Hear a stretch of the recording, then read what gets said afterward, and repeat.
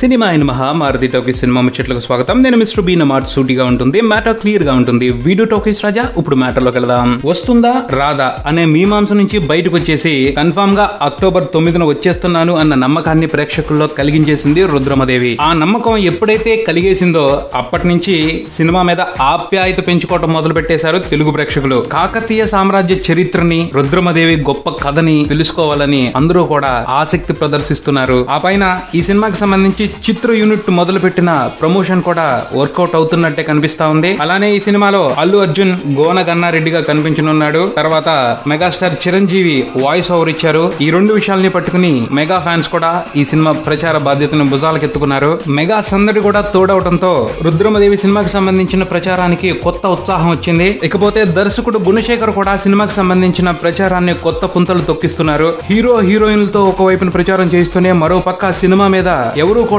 అనుమానాలు పెట్టుకోవడానికి అవకాశం లేకుండా సినిమా ఎలా ఉండబోతుందో, ఏ విషయాల కోసం ఈ సినిమాకి రావాలో తదితర విషయాల గురించి క్లారిటీలు ఇచ్చుకుంటూ వస్తున్నారు. స్టైలిష్ స్టార్ అల్లు అర్జున్ కూడా ఈ సినిమా మీద అలవి మాలిన ప్రేమ కురిపిస్తున్నాడు. అతను రుద్రమదేవి సినిమాలో రెమ్యునరేషన్ తీసుకోకుండా నటించాడు అన్న సంగతి బన్నీ మీద అందరిలో రెస్పెక్ట్ పెంచడమే కాకుండా సినిమా మీద సదాభిప్రాయం కలిగేలా చేస్తా ఉంది. పోతే గోన గన్నారెడ్డి అనే పాత్రకు సంబంధించి తెలుగు వాళ్ళందరిలో ఎప్పటి నుంచో ఓ క్యూరియాసిటీ ఉంది. ఆ పాత్రలో అల్లు అర్జున్ కనిపిస్తూ ఉండటం ఈ సినిమాకి కలిసి వచ్చే అంశంగానే అందరూ భావిస్తా ఉన్నారు. మరోవైపు థియేటర్స్ బుకింగ్ సహా రిలీజ్ హడావుడి కూడా ఊపందుకుంది. అడ్వాన్స్ బుకింగ్ స్టార్ట్ అయ్యాయి. అలానే మెగా ఫ్యాన్స్ ఈ సినిమాకి సంబంధించిన బెనిఫిట్ షో వేసే ప్లాన్ లో కూడా ఉన్నట్టు తెలుస్తా ఉంది. ఇది ఇలా ఉంటే ఇప్పటికే ఈ సినిమాని చూసిన వాళ్ళు సినిమా గురించి పాజిటివ్ గా స్పందిస్తూ ఉండటం విశేషంగా కనిపిస్తా ఉంది. మొత్తంగా చూసుకుంటే రిలీజ్ కి సంబంధించిన అంతరాయాలే తప్పించి తెలుగు ప్రేక్షకులు మాత్రం రుద్రమదేవి సినిమా మీద ఎప్పటి నుంచో ఆసక్తిగానే ఉన్నారు. ఇప్పుడు సినిమా